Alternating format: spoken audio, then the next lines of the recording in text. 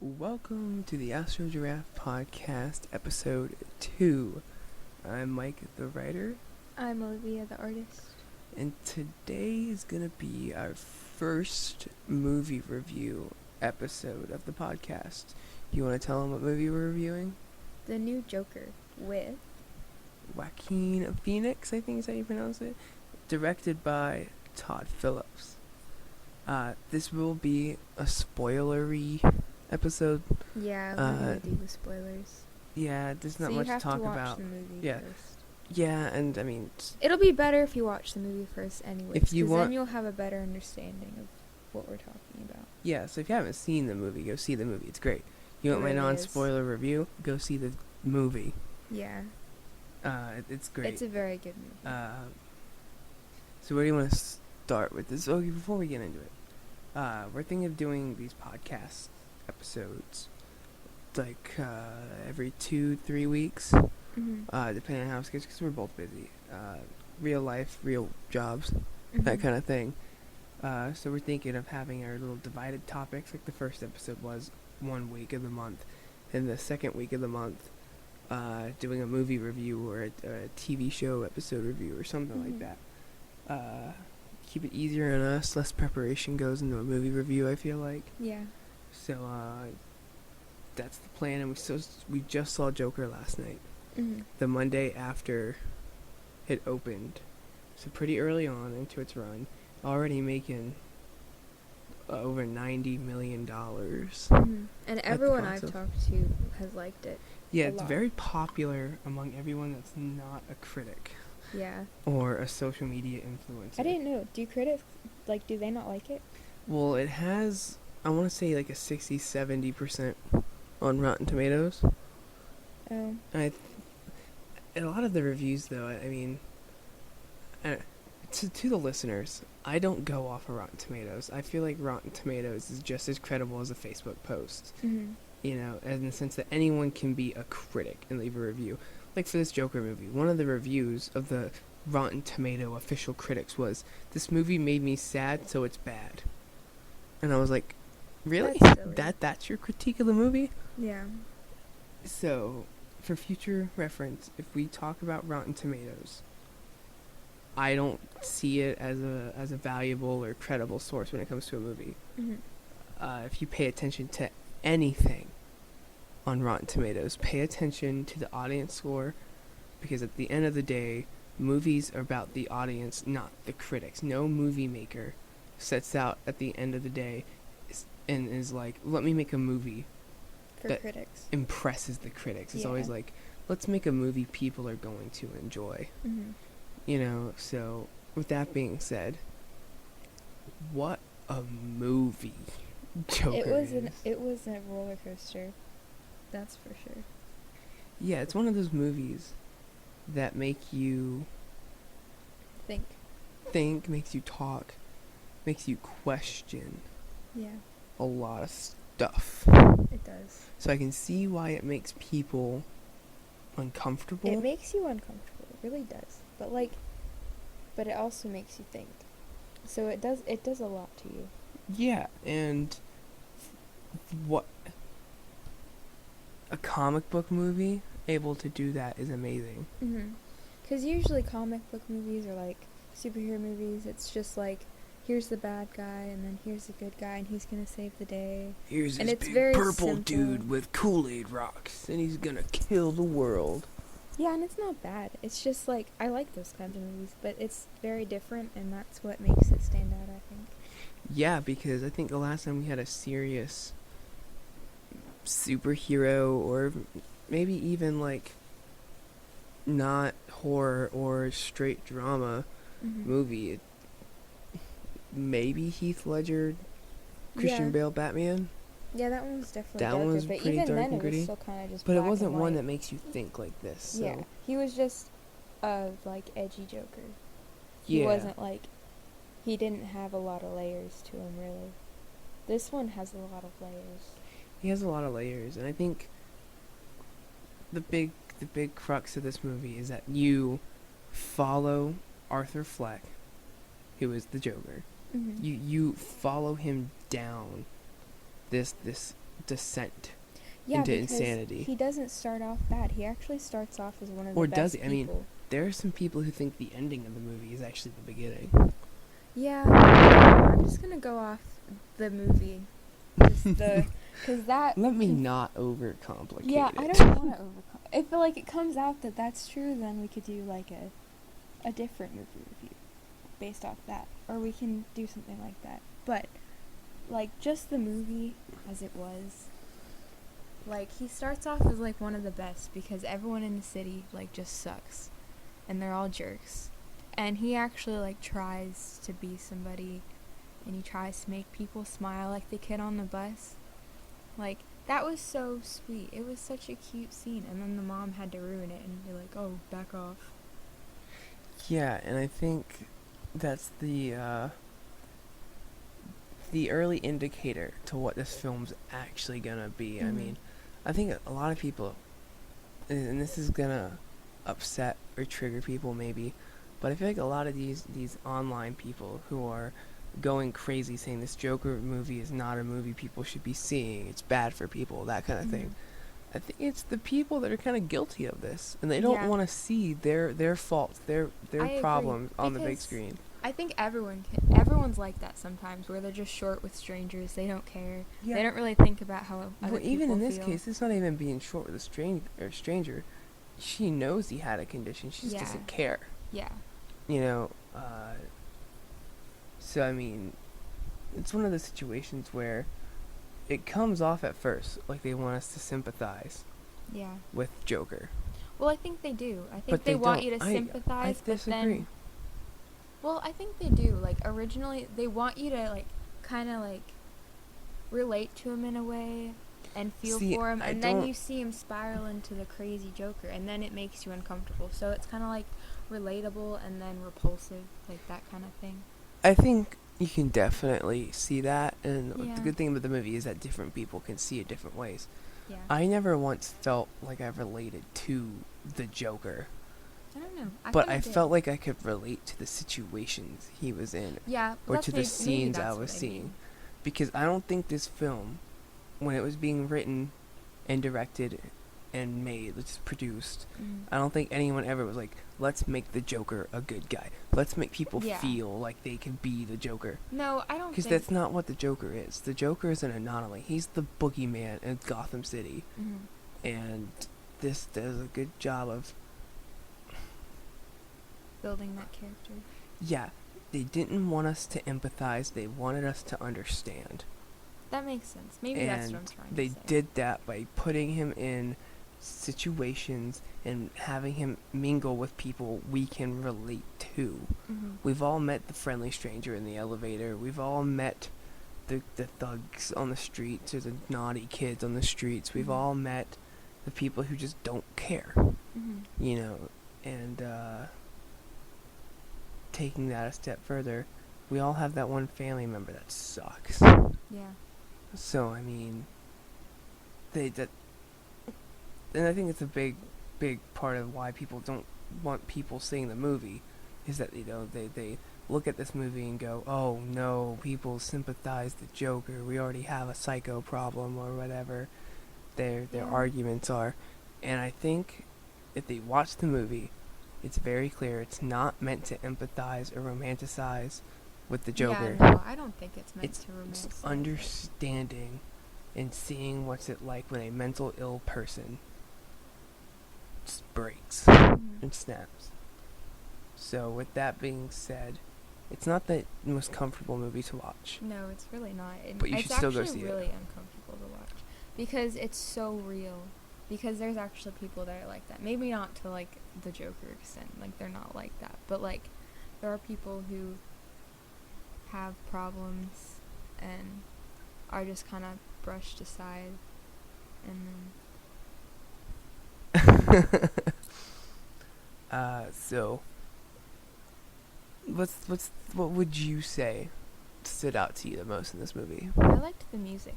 They did a good job choosing the music. I'll probably say that a lot because I really pay attention to the music in movies. I think you're right. Because I liked the That's Life song that they used for so much of it, because that's like that shows you how he starts to feel. He's just like, well, this is my life now.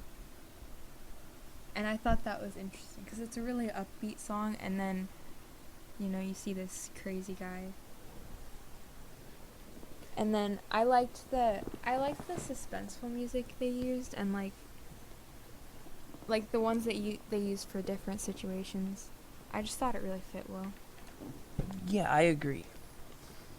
And music was definitely a big part of it. I almost feel like the music we heard was the music he heard in his head. Mhm. Yeah. And maybe the music he danced to in his head when he was relieving himself after the stressful situations or the violent situations. That was an interesting scene too, because it was so peaceful, but it was so uncomfortable. Well, and I think it's the Joker as a character finds comfort in the uncomfortable. That's like when he's the Joker, you're like, yeah, that's the Joker. That's like who I see as the Joker. Well, see, I wouldn't even say I wouldn't say he was the Joker at that point. Yeah, probably not until more. I don't think he's the Joker we all know and love until my favorite part of the movie. What's your favorite part? When after he gets arrested for shooting Murray in the face on TV. Oh yeah. And then that's Joker. He, not him shooting Murray in the face. No, but that's still Arthur Fleck. Breaking down. When he grabbed the camera. No. I'm talking about after the ambulance slams into the cop car, and these masked thugs pull Joker out of the car, carrying him in almost like a cross position, laying him down on the car and waiting for him to rise above them. Yeah. And almost become a symbol for them. That, to me, is when he became the Joker. Because, the Joker is supposed to be larger than life. He is, I've always compared him to this, he is the boogeyman of Gotham City. And in that moment, it became clear every person with a single nasty thought in their mind wanted to be the Joker. And in this movie, he was more than a person. He was a force. Yeah. He made one decision, one panicked decision to shoot those 3 kids. And then he sparked an entire movement, an entire wave of criminal clowns. Not even meaning to. Yeah. But then he embraced it at the end. We see him embrace it because he puts that smile back on after realizing the situation he's in. He paints the smile with the blood coming from his mouth. And, he starts dancing on the car while the people watch and cheer. He's that gang leader-like Joker that we all were used to. And I think that's all. He just always wanted to just be a leader, and he wanted people to look up to him. Yeah, he just wanted attention. He just found that. Yeah. He wanted positive attention.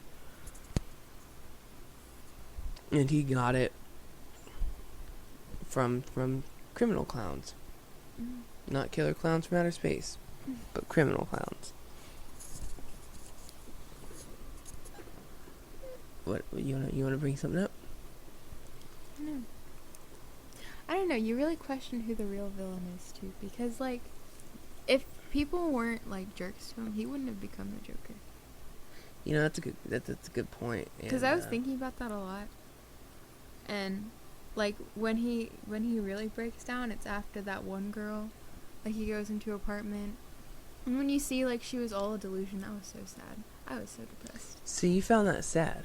I did find it sad because there was someone who See, because he was so desperate for attention. That one girl that smiled at him, he just held on to her and made her a big part of his life. Entire. So I honestly felt like she was an illusion from the beginning. I didn't. I kind of thought it was real. I was thinking to myself, no sane young woman, single parent with a kid is gonna but keep be in that mind, friendly with a guy he just had a condition. met. He wasn't even that. She doesn't weird. know he has a condition. He was just a guy in the elevator who. Yeah, but she had to know. You know, sometimes when people. Yeah, and it was obvious with Arthur. But I'm just saying, even then, I don't think that didn't come off as something that she would do to me. Yeah, that makes sense. Just based on how I know people. So when it did reveal it, I wasn't sad for him because I wasn't invested in his character. I knew that it was taking a dark turn right? It's one of those things that life chews you up and spits you out, and it doesn't do that more than it does with love, Yeah. especially for someone maybe so simple-minded like Arthur Fleck. As soon as he gets that little spark of attention or spark of feelings, he's gonna get that animal-like obsession, that instinct to latch on. And so as soon as I realized that he didn't actually have her but was still thinking that much about her, I was like, oh no, it's gonna turn into, if I can't have her, no one can. And they didn't confirm it, didn't show it, but I do think he killed her. I don't think he did. I think he did. I don't know. Because he killed everyone else important to him and close to him. Yeah, but not because they were close to him, because he thought, or they were close to him. Well, because almost he because thought that they cared, and then he finds out his mom let the boyfriend abuse him, and that she's insane. And then the guy had been telling his boss stuff. That's why he killed him and didn't kill the midget. Yeah, but I think he kills her. And that's why we heard those ambulances and police lights coming up in the background of the shot right after it. Maybe. You saw the lights fill the window. But what I like about everyone he kills in this movie, it's Arthur Fleck's, like people close to Arthur Fleck, disappearing as he becomes the Joker. So it's almost like Arthur Fleck is losing his ties to the world. So there is no more Arthur Fleck. And I like that. It was the dominoes falling, pieces coming into place. It was really good. I didn't really think about it that way, but that's a really good way to think about it. And I think the way they ended off with him killing the thing Arthur Fleck used to want to be in Murray, however they pronounced it. The last person he loses before he's fully the Joker is his old goal, where, life. Now he kind of found himself. Yeah, now he doesn't want to be a stand-up comedian. He wants to be the Joker. He wants to take life by the balls and live his own way and shoot people. Jeez. But yeah, Mr. Phoenix did an amazing job in this movie. He was a good Joker. I mean, that is an Oscar-level performance. I think he's my favorite besides the old Batman. I think he's up there for my favorites, too. Yeah. If I'm just talking pure acting ability, though, I think he's by far... He probably is the best. I think I just like the old Batman. The scariest, the... You could also... Did you notice, when he was under a lot of tension and stuff, you could see his face change. His face looked different when he was, the sweet, Arthur, and then when he was I think there's a scene that showed that the best after he got fired and he punched the time machine out. Yeah. Or the clock-in machine, and then he's walking and he's laughing, and his laugh just goes away instantly.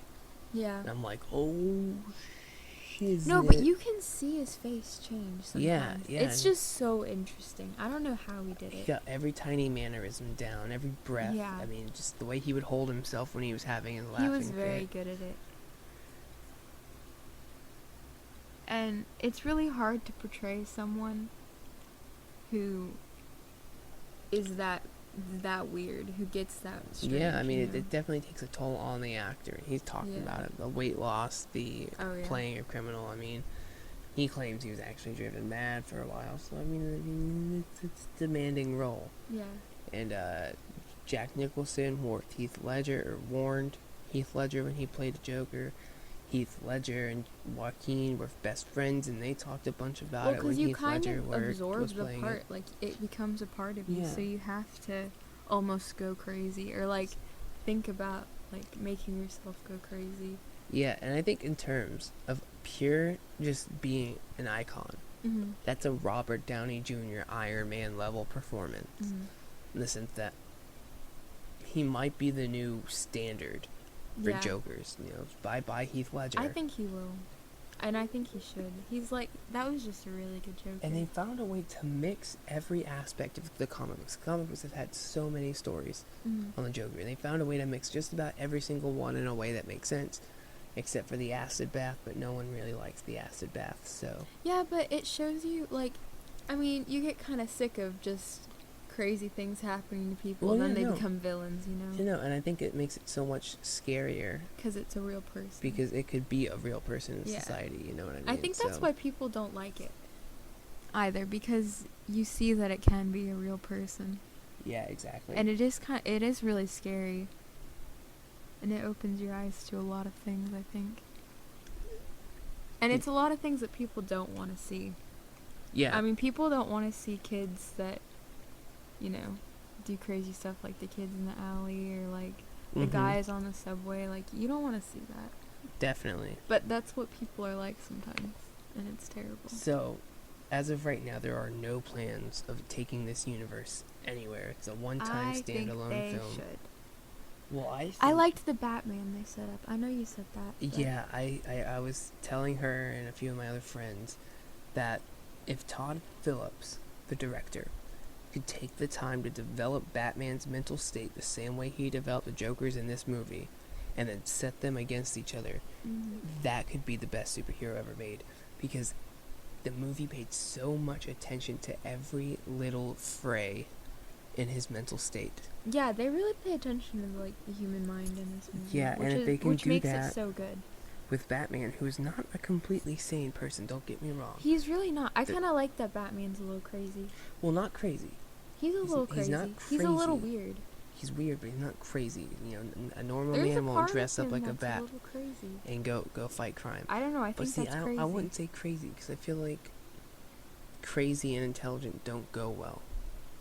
You can be crazy and I would say he's abnormal. I don't know. I think you could be crazy and intelligent. Yeah, but crazy carries this connotation of, like, untamed, wild. I guess so. And Batman's not that. He's very disciplined. He's very methodical. Yeah. That's true, I guess. So I think if we saw this Joker age, become an old man, and then Todd Phillips develops a Batman set in that Gotham, the same Bruce Wayne that he interacted with in this movie, we could see amazing things. Yeah, and he doesn't even have to be against the Joker. Like, the Joker can just be... Because he's a normal person, so I think he'd be very easily, like, defeated, kind of. But it could be something... Maybe not. Maybe not. Maybe. Because is Batman going to be able to just go punch out a mentally ill guy and feel okay about it? That's true. Because he's supposed to be the hero. He has the hero's dilemma. And he wants to save Gotham from this movement, this ideology of the Joker. Well, that's what I was thinking. I was thinking it'd be more like him against the movement and have some interaction. Well, then how do you kill an entire ideology? Well, that's maybe what they could do in the movie. Exactly. Because that's always been the thing about the Joker. Yeah. Batman can kill the Joker whenever he wants. He can beat the ever-living life out of him. But he can't outsmart him.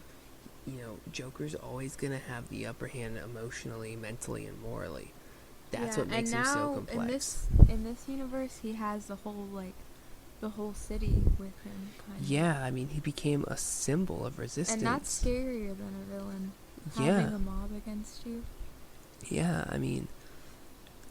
And it wasn't even the Joker that killed his parents. It was just someone who's a part of the mob. I would argue that Joker did kill his parents. Well, yeah, but... I mean, his ideology, his mindset.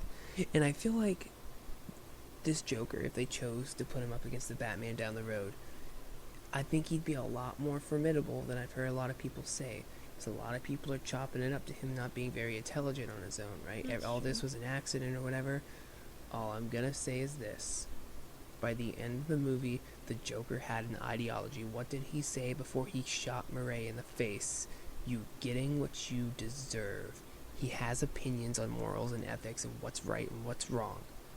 Which means he has plans. And the movie shows that he's intelligent. I mean, he sneaks into places. He gets away with a lot of stuff. I mean, how can you just kill someone in a hospital like he did with his mother and get out? That's true. How can you smuggle a gun onto a talk show, the most popular talk show? The 80s. Yeah, I guess you're right. I guess you're right. But I mean, and he handled himself well as a detective outside the hospital. He covered up That's really true. well and That acted was kind of insanely normal. surprising. So I think by the time we would get a Batman v Joker, a whole lifetime of a kid growing up, he would be the clown prince of crime. He would understand and That makes sense. have that ideology that motivates him, and it would be a much more motivated, like Joker than we're used to. So it wouldn't be the mindless maniac that wanted to watch the world burn in The Dark Knight with Heath Ledger. Yeah, I don't think he's like that. Wouldn't at be all. a gangbanger I like think Jack he's Nicholson. I think the problem is he's so at war with himself, and then he realizes that he feels like the whole world's at war with him. Right. I think they could pull it off. We're getting close to half an hour. Jeez. So we'll start wrapping up a little bit, because this movie's great. We can go on and on about it, but yeah. Go see the movie, form your own opinions, let us know what you think, and we'll talk to you more then. We could analyze different Jokers at some point. Yeah, when that we could be run a out fun of episode. ideas. That could be a fun episode. So we're not going to fully dive into it, because, Yeah. I mean, this is just one of those movies you have to experience, not see, Yeah. experience. Yeah. So I don't want to get fully into it. So leave a comment on the social media pages or the YouTube videos, and we'll happily respond and talk to you there about it if you want more specific points discussed. We don't have many friends, so. Yeah, we're still getting followers. We gotta market a little bit better, but yeah. So in closing, thoughts about this movie. It was a great movie, Oscar level performance. You don't empathize, you understand. Mm-hmm. This movie is not asking you to be like the Yeah, Joker. It's you not don't want asking to- you to like him. It almost makes you want to watch yourself and make sure Yeah. that you don't start thinking Yeah. crazy. I mean, they make it very clear in this movie that the Joker is wrong. Yeah. He is not well. So don't before you read these headlines Yeah.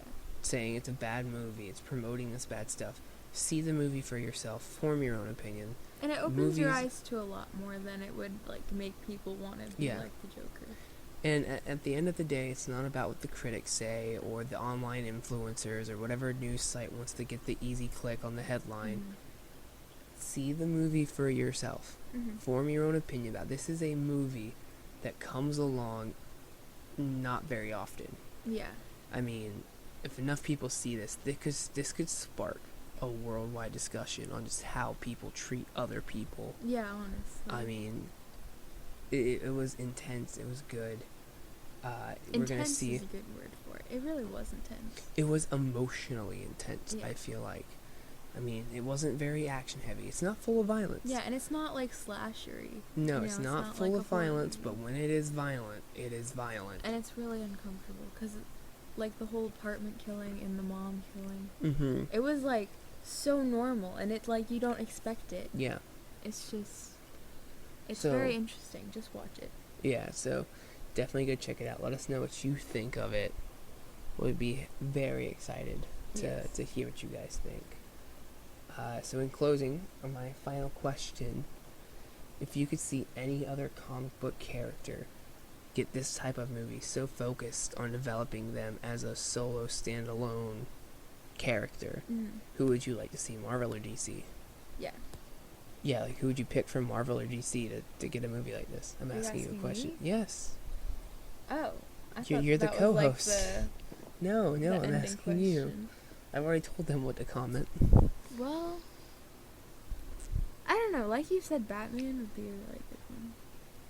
And I think Marvel does a good job of doing solos for a lot of theirs. No, I mean like a solo, not connected to the rest of the universe. Oh, you're right. Where they're not going into this.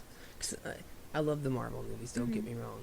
But they don't make serious movies. Okay, That's there's true. always jokes, Ooh, always I would humor. like one with Tony. Tony Stark? He's very See- emotionally complex. Yeah, and I feel like if they could do this type of movie where there's not the Disney limits of being family friendly, they can get to that hard R rating. Yeah. Comic book Tony battles alcoholism. He goes bankrupt. He gets homeless. He has a wife and child die during birth because of him being homeless and drunk. I mean, he deals with so much dark stuff Yeah. I that think plays that'd into be a his good one. emotional state as a hero. They could really do magic with that. If I could have anyone do a movie like this for a comic book character, I would do Doctor Doom. Really? Yeah, because he has such a tragic story I don't know his story. that motivates him. So pretty much, we'll talk about it later because we got to talk about him in our Avengers episode for our Avenger that's product. true. So with that, tune in to the next episode where we give you the first preview to our Avengers. big project called Avengers Next Gen. By the way, we had the idea first. Disney's only recently doing stuff that. Yeah. Yeah. But So- we had this So idea Disney first. Plus is gonna have Kate Bishop and Doctor Doom and everything, they were ours we were first, using them just before so- any of that. just so we gonna all point that know. out. Just gonna point that out. You know, I'm looking at you, Disney Plus. You gotta get a bug in my mic. See what I'm doing. I'm on to you. I think they do. They have everything Well, else. Mickey Mouse. Yeah, the mouse is like absorbing everything at this point. Well, alright, guys. That's gonna wrap it up for today. Go see the Joker. Stay tuned for our when we start Next getting into our podcast. movies. Yeah. Yes. Do you want to do the exit? What's our exit? We've only done this once, okay? We gotta plug the social media. Oh yeah. Go follow us. Oh, so last time I was wrong. It's AstroGiraffe Productions for our social media. On So you Facebook can and give me a lot of crap Instagram. about that. That was my fault. So yeah, go follow us and Leave comments, interact with us.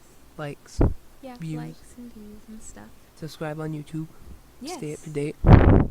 We'll do more. It looks very good at the moment, but Oh yeah, it'll get better. this is very we'll early. spice it up. This is very early on. Just don't give up on us. Yeah, don't give up on us before we get started. We got a lot of good stuff coming. Yes. Big dreams. So yeah, that does it. Thanks for listening. Thank you. Thanks for subbing, liking, commenting. Again, if you have topics you want us to talk about or a movie you want us to watch and Let us review, know. we have email. I leave it in the description of the video. Hit us up on social media or the comment section of this video. And we're going to work when we get more viewers on putting this on actual podcast sites so you can download and listen while you're doing stuff. Yeah. But until then, I've been Mike the Writer. I have been Olivia. And we will see you dudes later. Bye. Peace.